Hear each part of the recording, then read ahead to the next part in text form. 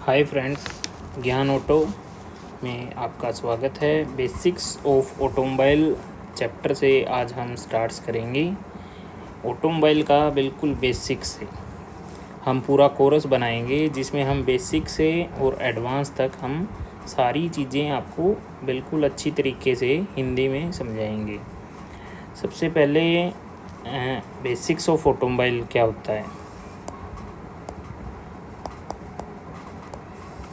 Basics of automobile में सबसे पहले हम डेफिनेशन देखेंगे। ऑटोमोबाइल की डेफिनेशन क्या होती है।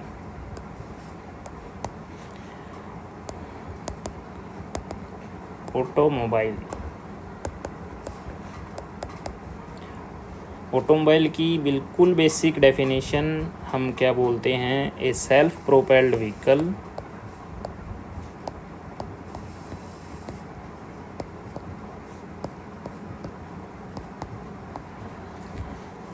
moves on road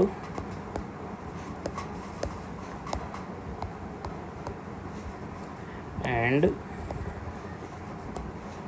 used to carry passengers and cargo। हमने यहाँ पे क्या देखा।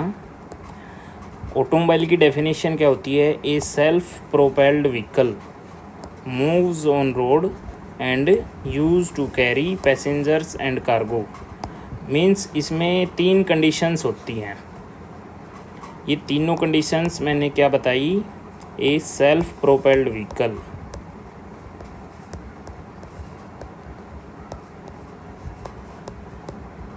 First condition.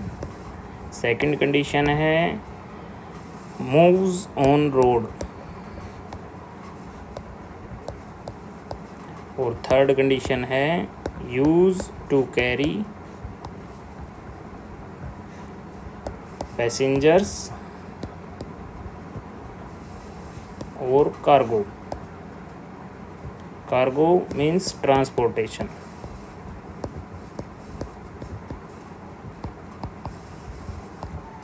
जो भी गाड़ी जिस भी गाड़ी में ये तीनों कंडीशन फुलफ़िल करेंगी हम उसको ऑटोमोबाइल मानेंगे। ठीक है। जैसे इसके एग्जाम्पल्स क्या क्या होंगे। कार, बस, ट्रक, बाइक, ये सारे ऑटोमोबाइल का पार्ट हैं। एक इसमें छोटी सी बात आ जाती है कि ट्रैक्टर, क्या ये ऑटोमोबाइल का पार्ट है। वैसे तो हम बोल सकते हैं ये तीनों कंडीशंस को फुलफ़िल करता है। पहली कंडीशन सेल्फ प्रोपेल्ड है। सेल्फ प्रोपेल्ड का मतलब होता है खुद की पावर से चलने वाला, मतलब जिसको धक्का लगा के या मैन पावर की हेल्प से ना चलाया जाए, वो खुद की पावर से चले। बटन दबाया और चल गया, या फिर हमने गियर लगाया, रेस दी और गाड़ी चल पड़ी, उसको सेल्फ प्रोपेल्ड बोलेंगे, जो अपनी खुद की पावर से चलेगा। तो सेल्फ प्रोपेल्ड है ये, बिल्कुल है। Moves on road, moves on road, ये रोड पे मूव करता है, बिल्कुल करता है। Use to carry load and passenger, ये कंडीशन भी ये फुलफ़िल करता है। लेकिन एक कंडीशन इसमें ऐसी है मूव्स ऑन रोड वाली कि ट्रैक्टर रोड पर मूव करने के लिए नहीं बनाया गया है, तो इसको हम ऑटोमोबाइल का पार्ट नहीं मानेंगे। और जैसे और गाड़ियाँ हम देखें, ट्रेन, एरोप्लेन, शिप्स, हम इनको भी ऑटोमोबाइल का पार्ट नहीं मानेंगे, क्योंकि ट्रेन रोड पर नहीं चलती है, एरोप्लेन भी रोड पर नहीं चलता और शिप भी रोड पर नहीं चलती है। लेकिन ये 2 कंडीशंस को फुलफ़िल करते हैं, ये सेल्फ प्रोपेल्ड होते हैं ये सेल्फ प्रोपेल्ड भी होते हैं, use to carry passengers and cargo भी ये करते हैं, लेकिन ये रोड पर मूव नहीं होते। इसी वजह से हम इनको ऑटोमोबाइल का पार्ट नहीं मानेंगे। ऑटोमोबाइल का पार्ट होएगा हमारा कार हो गई, बस, ट्रक, बाइक्स, ये हमारी सारी ऑटोमोबाइल का पार्ट होंगी। अभी हम कुछ बेसिक्स कंपोनेंट्स के बारे में पढ़ाई करेंगे। बेसिक्स कंपोनेंट्स क्या होते हैं ऑटोमोबाइल के? Basic components of automobile.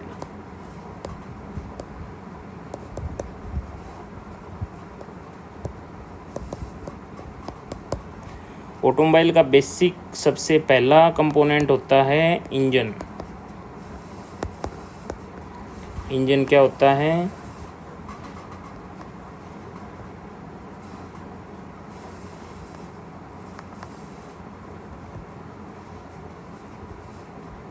हम आपको अभी दिखा देते हैं, ये इंजन होता है।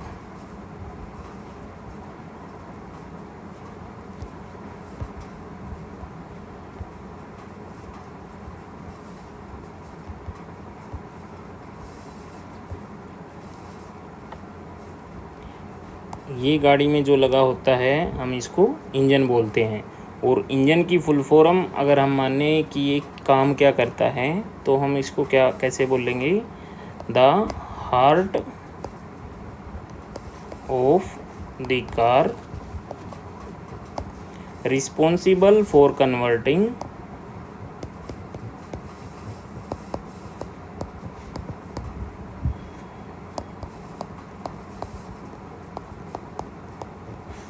Fuel into mechanical energy.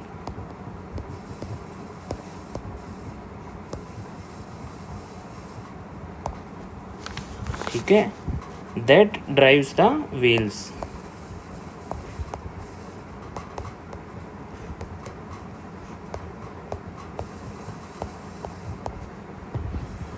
Engine के बारे में हमने पढ़ लिया। ये क्या होता है? ये हार्ट होता है, ये दिल होता है हमारी कार का, और ये रिस्पॉन्सिबल होता है कन्वर्टिंग फ्यूल को मैकेनिकल एनर्जी में कन्वर्ट करने के लिए, और फ्यूल को ये मैकेनिकल एनर्जी में कन्वर्ट करके ड्राइव्स देता है व्हील्स को।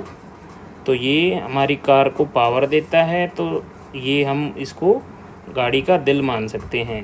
Engine is the basic component of automobile. दूसरा कंपोनेंट ऑटोमोबाइल का क्या आता है? दूसरा कंपोनेंट होता है ट्रांसमिशन। ट्रांसमिशन को हम और क्या बोल सकते हैं? Gear box. ट्रांसमिशन को हम गियर बॉक्स भी बोलते हैं।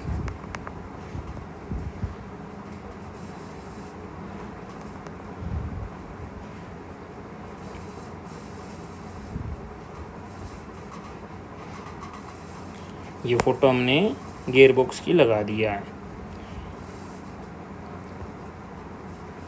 ठीक है, ये गियर बॉक्स होता है। गियर बॉक्स को हम क्या लिख सकते हैं?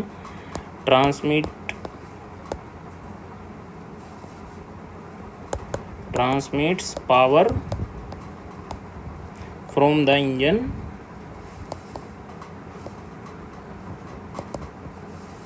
To the wheels. सबसे पहले गाड़ी में इंजन लगा होता है, उसके बाद क्लच, और फिर हमारा गियर बॉक्स लगा होता है। और गियर बॉक्स से पावर ट्रांसमिट का होती है हमारे व्हील्स में। तो पावर बनाता कौन है? इंजन। उसके बाद वो क्लच के थ्रू ट्रांसमिशन में जाती है गियर बॉक्स में, और गियर बॉक्स से वो व्हील्स में जाती है। तो वो ट्रांसमिशन की फुल फॉर्म क्या होगी? Which transmits power from the engine to the wheels. ये हमारा गियर बॉक्स होता है ट्रांसमिशन। ये सेकंड बेसिक कंपोनेंट है हमारी गाड़ी का। थर्ड बेसिक कंपोनेंट हमारी गाड़ी का क्या होता है? Chassis.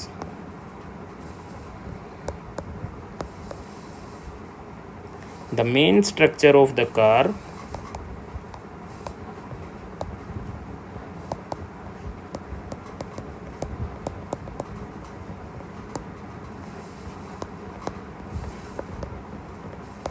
providing a framework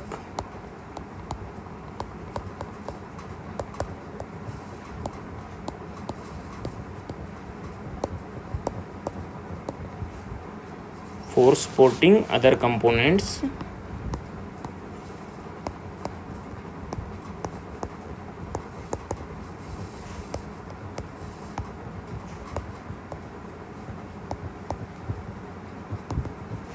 like the engine, wheels, body,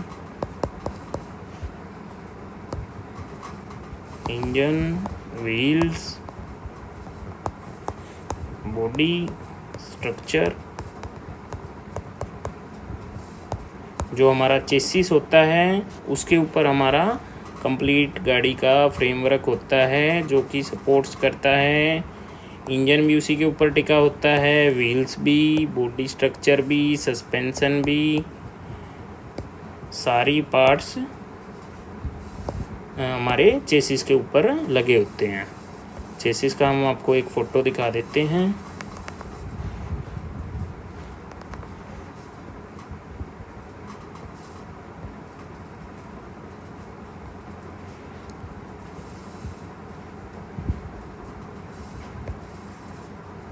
नहीं, ये चेसिस का फ़ोटो नहीं आया, एक सेकेंड।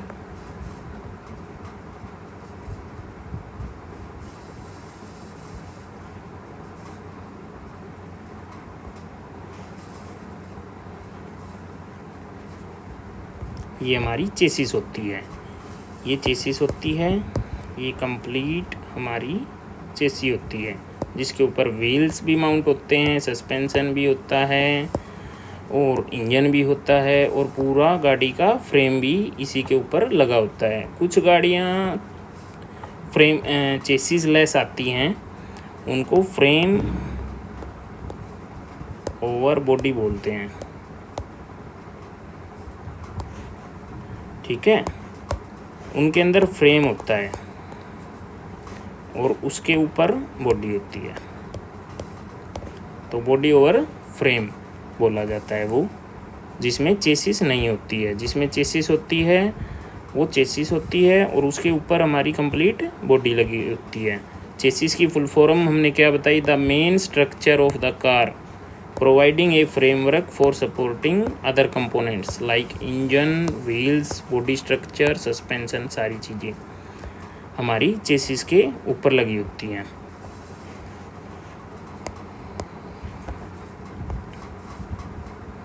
फोर्थ कंपोनेंट अगर हम माने तो होता है सस्पेंशन, जो कि बहुत ज़रूरी कंपोनेंट होता है। उसके बिना राइड क्वालिटी हमारी बिल्कुल अच्छी नहीं हो सकती। तो सस्पेंशन को हम कैसे लिख सकते हैं? Which absorbs shocks and vibrations from the road and providing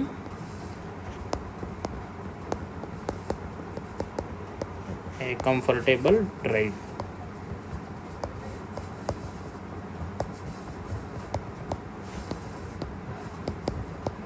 suspension अगर गाड़ी में नहीं होगा तो गाड़ी को हम थोड़ा सा तो चला सकते हैं, लेकिन बहुत दूर जाने में कंफर्टेबल राइड नहीं होगी, जिसकी वजह से हम उसको ज़्यादा दूर नहीं चला पाएंगे। तो ये बेसिक कंपोनेंट हमारी गाड़ी का हो जाता है। फिफ्थ नंबर बेसिक कंपोनेंट में स्टीयरिंग, जिसके बिना गाड़ी हमारी चल ही नहीं सकती है। Steering allows the driver to control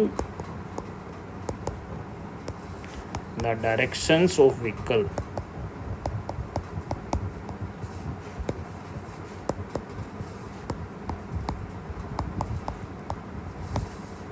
ठीक है। Steering allows the driver to control the directions of the vehicle. Steering को हम फोटो दिखा देते हैं एक बार स्टेयरिंग सिस्टम का।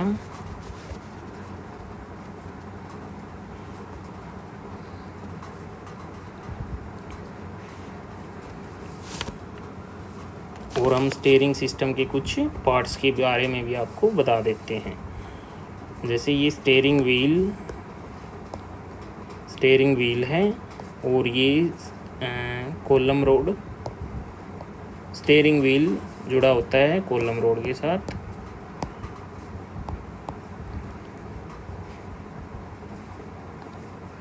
और उसके बाद आई शाफ्ट्स को हम इंटरमीडिएट शाफ्ट्स भी बोलते हैं।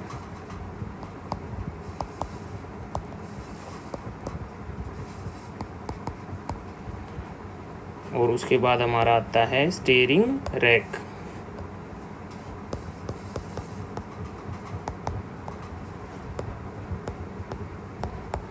हमारा मोस्टली गाड़ियों में steering rack and pinion type का लगा होता है, रैक एंड पिनियन।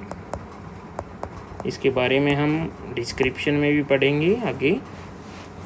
अभी तक हम सिर्फ बेसिक जानने की कोशिश कर रहे हैं, इसलिए हम सिर्फ बेसिक बता रहे हैं। स्टीयरिंग के बाद सिक्स्थ पार्ट हमारा आता है breaks.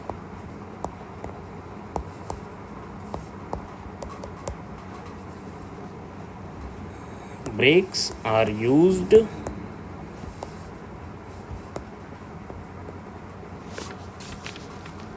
to slow down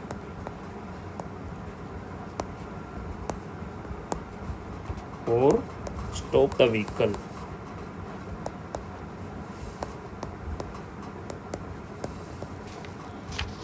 For ensuring safe operations.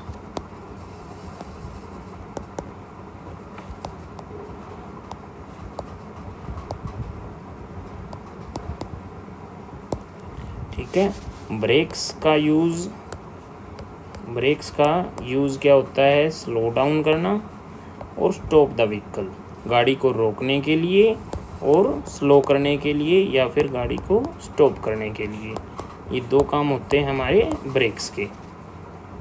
Brake system को हम दिखा देते हैं एक बार।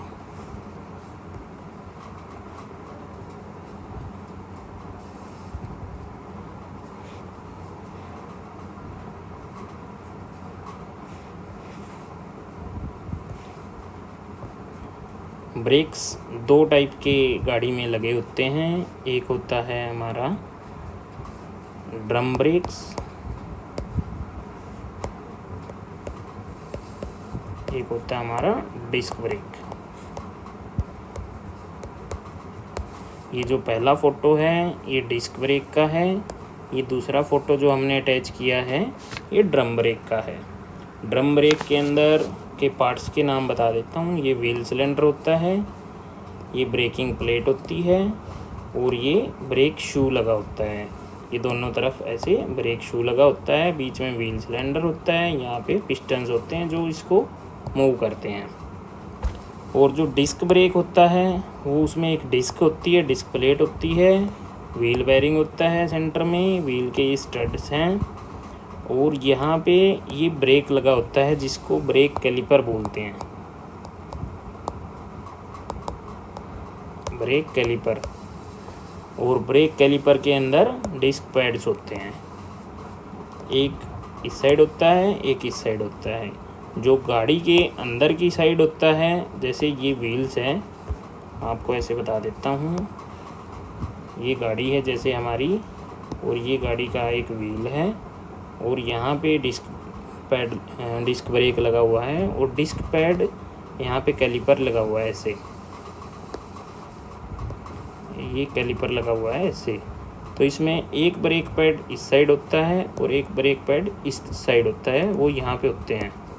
ठीक है, तो इस ब्रेक पैड को आउटर ब्रेक पैड बोलते हैं और जो गाड़ी के अंदर की तरफ होता है उसको इनर ब्रेक पैड बोलते हैं।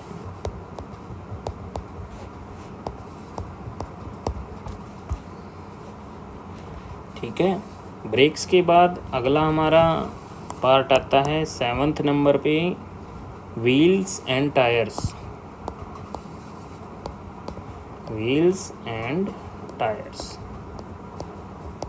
वैसे तो देखा जाए तो व्हील्स भी हम उसी को बोल देते हैं और टायर भी हम उसी को बोल देते हैं, लेकिन व्हील्स एंड टायर्स दो अलग अलग पार्ट होते हैं। जो अंदर का पार्ट होता है उसको हम व्हील बोलते हैं, और जो इसके ऊपर टायर चढ़ा होता है उसको हम टायर बोलते हैं। मैं आपको फोटो के तरीके से समझा देता हूँ।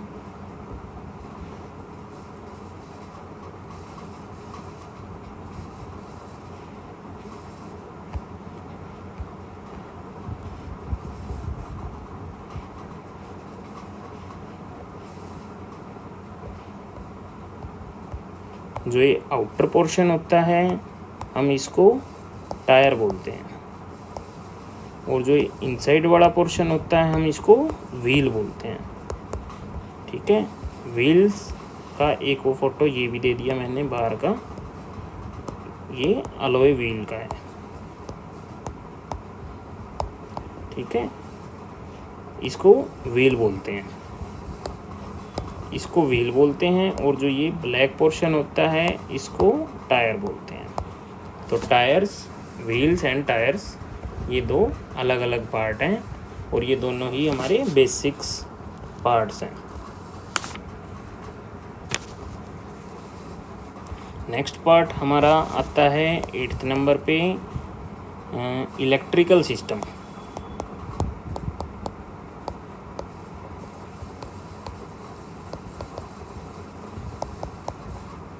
इलेक्ट्रिकल सिस्टम क्या होता है?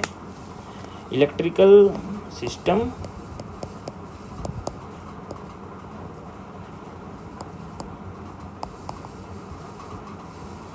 that powers various car functions like lights, starting of the engine,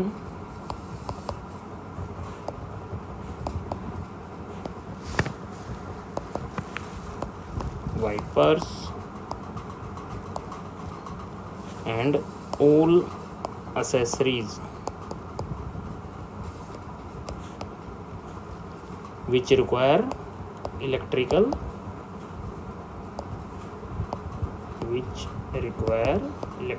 power।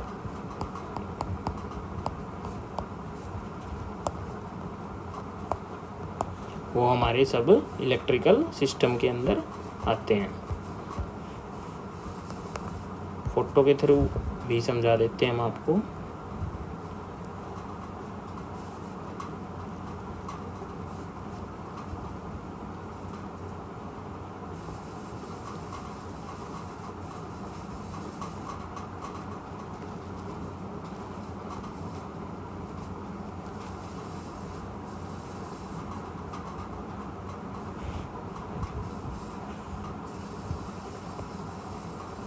जैसे बैटरी है,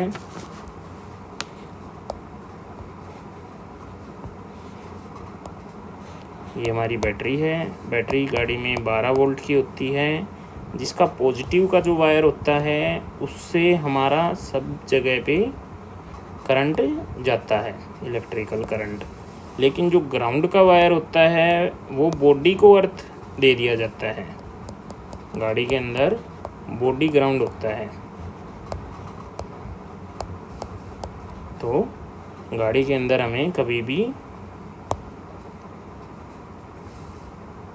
2 वायर अलग अलग हम नहीं लेके जाते हैं। हम सिर्फ एक वायर लेके जाते हैं पार्ट तक। जैसे स्टार्टर तक हम सिर्फ एक वायर लेके आएंगे, और जैसे लाइट्स में भी हम सिर्फ एक वायर लेके आएंगे।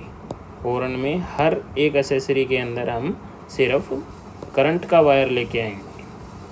और जो ग्राउंड का वायर रहेगा वो बॉडी अर्थ होएगा, तो हम नियर बाई जहाँ पे वो पार्ट लगा है हम वहाँ से उसको अर्थिंग देंगे, ना कि हम बैटरी से उस वायर को हम लेके जाएंगे। ठीक है, जैसे अभी सिस्टम में हम बता रहे हैं आपको इलेक्ट्रिकल सिस्टम, तो इसके अंदर क्या क्या मेन पार्ट्स होते हैं।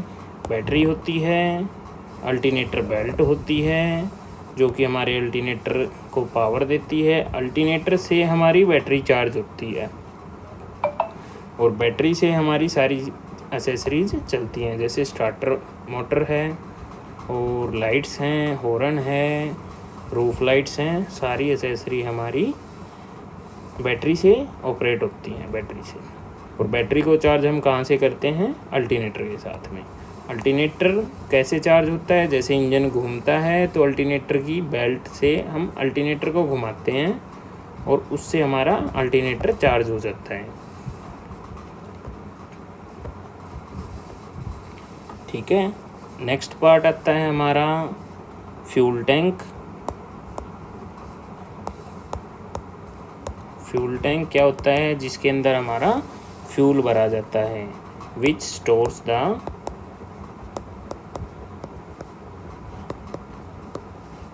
फ्यूल, पेट्रोल और डीजल।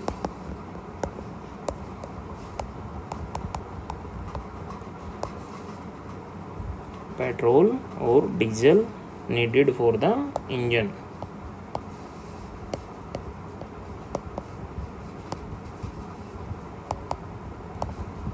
हम उसको फ्यूल टैंक बोलते हैं। फ्यूल टैंक का तो ऐसे फ्यूल टैंक होता है, उसके अंदर एक मोटर लगी होती है, मोटर के अंदर एक स्ट्रेनर होता है और पाइप्स जाती हैं हमारे इंजन तक।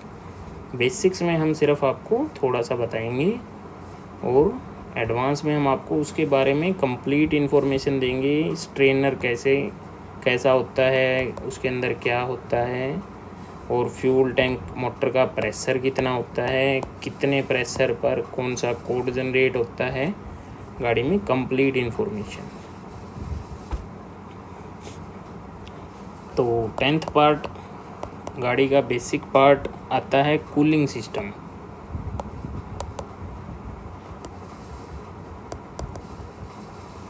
कूलिंग सिस्टम बहुत ही ज़्यादा इम्पोर्टेंट फीचर होता है, क्योंकि इंजन जब गर्म होएगा तो हम इंजन को ठंडा करना पड़ेगा। इंजन को ठंडा नहीं करेंगे तो इंजन ओवरहीट हो जाएगा। तो इंजन कूलेंट सिस्टम का main feature, main part, main function यही होता है, keeps the engine cool, keeps the engine cool and prevents from overheating.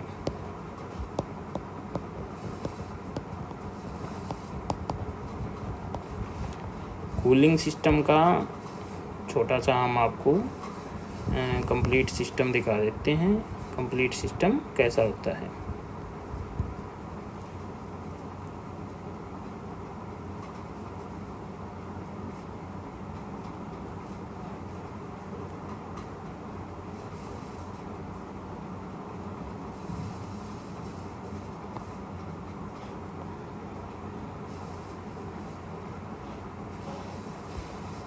ये हमारा कूलिंग सिस्टम होता है गाड़ी का। अब हम इसके बारे में बताएंगे तो हमारा वीडियो बहुत बड़ा हो जाएगा, वैसे हम इसको थोड़ा सा आपको बता देते हैं बेसिक कि इसमें क्या होता है।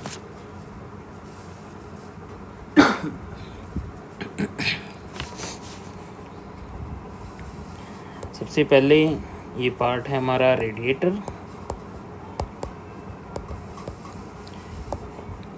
जो कूलेंट का टैंक होता है ये कूलेंट टैंक है, जिसको टेक्निकल लैंग्वेज में हम क्या बोलते हैं, डिगैसिंग टैंक।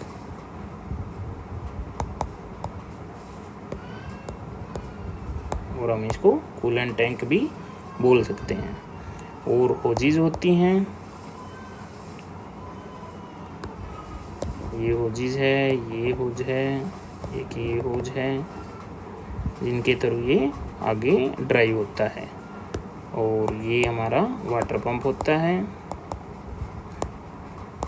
जो कूलेंट को सर्कुलेट करता है हमारे कंप्लीट इंजन के अंदर से और रेडिएटर के थ्रू। रेडिएटर उसको कूल करता है क्योंकि उसके ऊपर आगे से हवा लगती है, और रेडिएटर फैन भी लगा होता है यहाँ पे जो उसको कूल करता है।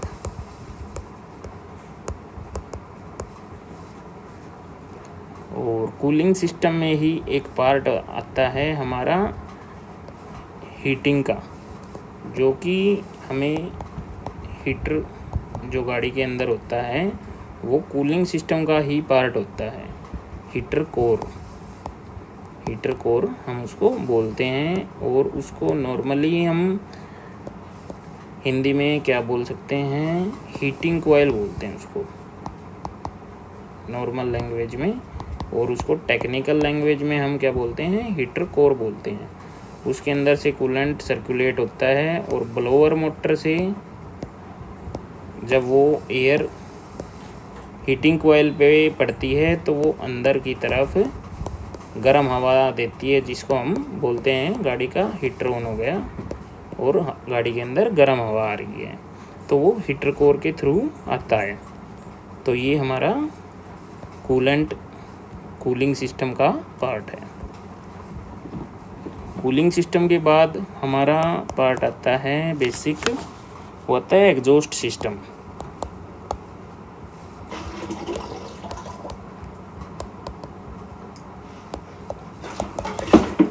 Exhaust system which handles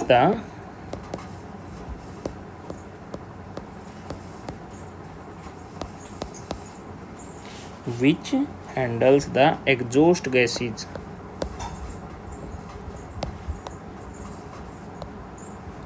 from the engine.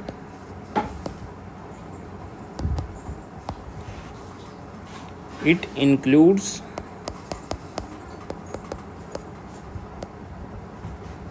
muffler, catalytic converter,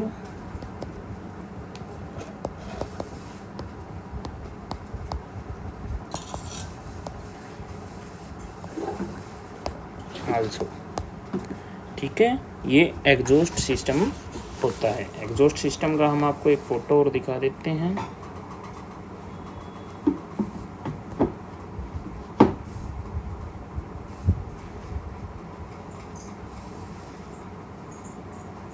ये हमारा गाड़ी का एग्जॉस्ट सिस्टम होता है, जो कि हमारा यहाँ पे इंजन होता है। इंजन के बाद एग्जॉस्ट मैनिफोल्ड से हमारा एग्जॉस्ट गैस बाहर निकलती है, और उसके आगे ऑक्सीजन सेंसर्स लगे होते हैं, और कैटालिटिक कन्वर्टर होता है। कैटालिटिक कन्वर्टर क्या करता है, ये हार्मफुल गैसेस को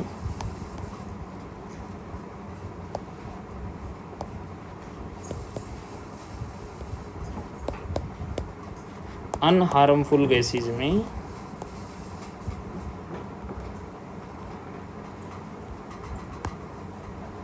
कन्वर्ट करता है। हार्मफुल गैसेस को अनहार्मफुल गैसेस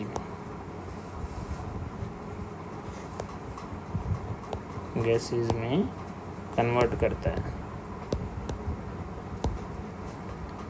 ठीक है, तो हार्मफुल गैसेस और अनहार्मफुल गैसेस क्या होती हैं, जैसे CO2 गैस होती है कार्बन डाइऑक्साइड, ये अनहार्मफुल गैसेज होती हैं, क्योंकि हमारे पौधे इसको ले लेते हैं और इसको ऑक्सीजन में कन्वर्ट कर देते हैं। नाइट्रोजन गैस अनहार्मफुल होती है। हार्मफुल गैसेज कौन सी होती हैं, hydrocarbon, carbon monoxide, hydrocarbon, carbon monoxide,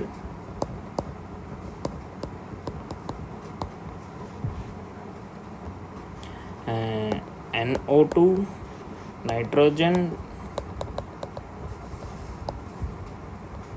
dioxide, और सबसे ज़्यादा हार्मफुल होती है NOx nitrogen oxides.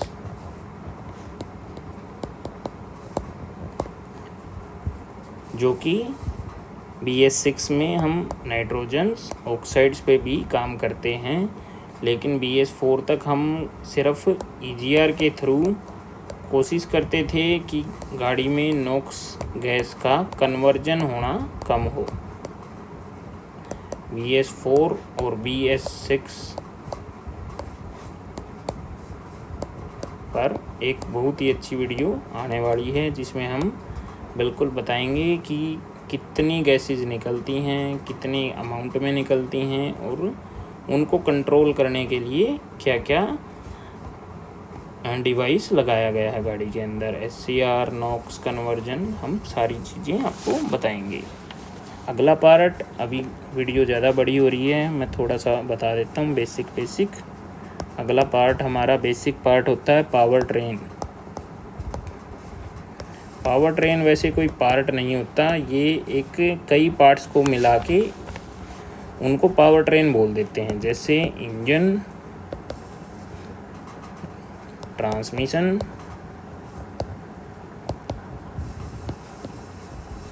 Drive axle,